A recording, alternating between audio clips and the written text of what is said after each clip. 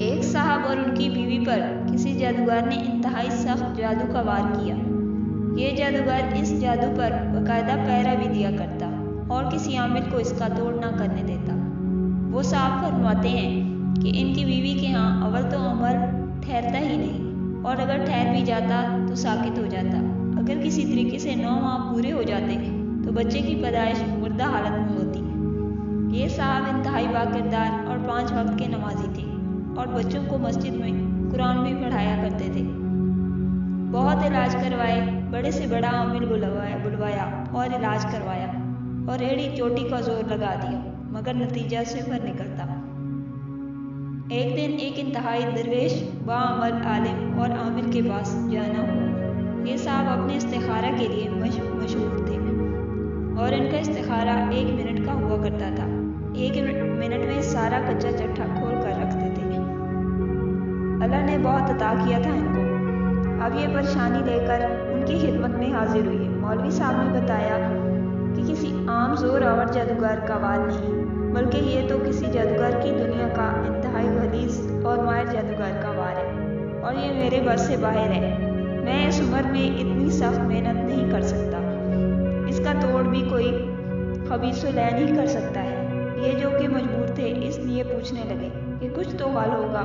مولوی صاحب فرمانے لگے، سندھ کے فلاں علاقے فلاں جگہ پر ایک گاؤں کے باہر اسی خبیث العین نے ان دنوں ڈیرا لگایا ہے، تو فوراً اس کے پاس چلا جا۔ یہ صاحب فوراً سندھ روانہ ہو گئے اور جیسے ہی اس گاؤں کے باہر پہنچے تو دور سے آگ کا دہتا الاؤ لگا ہوا تھا۔ انہوں نے بزرگوں کی بتائی ہوئی نشانی دیکھ کر اس کی طرف بڑھنا شروع کیا۔ دور سے دیکھتے ہیں کہ ایک آدمی آگ کے پاس بیٹھا ہے اور ارد گرد اس کے ماننے والوں کا جم کٹھا ہے۔ ابھی 1 ایکڑ ہی دور تھے کہ وہ شخص اچھل کر کھڑا ہو گیا اور زور زور سے چلانے لگا کہ وہ دیکھو آ گیا جادو کا ڈسا ہوا، وہ آ گیا قرآن پڑھانے والا۔ یہ اس کے پاس پہنچے اور اپنا مقصود بتایا۔ اب خبیث العین خوشی سے پاگلوں کی طرح ناچنے لگا اور بولا، جاؤ فلاں کے پاس، جاؤ فلاں کے پاس، یہ گرہ جو لگی ہے کھلواؤ اپنے مولویوں سے۔ الغرض اس نے مولوی صاحبان کے ساتھ ساتھ ان صاحب کو بھی برا بھلا کہا اور بڑے بڑے خدائی کے دعوے بھی کیے اور جادو توڑنے سے انکار کر دیا۔ یہ صاحب واپس آئے اور اپنے رب کو پکارا کہ یا اللہ، یہ بھی مخلوق ہے، تو چاہے تو کیا نہیں ہو سکتا۔ یہ ظالم مجھ پر غالب آ گئے ہیں اور ظلم کرنے سے باز نہیں آ رہے، اور رو رو کر وہ اللہ کے حضور التجائیں کرنے لگا۔ دفعتاً دل میں القاء ہوا کہ جادو کا توڑ تو آقا صلی اللہ علیہ وسلم نے موذتین سے کیا تھا، اور جادو بھی انتہائی سخت بلکہ آخری درجے کا تھا۔ جب آقا صلی اللہ علیہ وسلم نے موذتین سے جادو توڑا تو میں بھی موذتین ہی پڑھتا ہوں۔ اب انہوں نے اللہ کا نام لیا اور اسی رات باوضو ہو کر مسجد میں جا کر موذتین اس جادو کی توڑ کی نیت سے پڑھنا شروع کر دیا۔ یہ پوری رات پڑھتے رہے اور وقتاً فوقتاً دن کو بھی ورد چلتا رہتا۔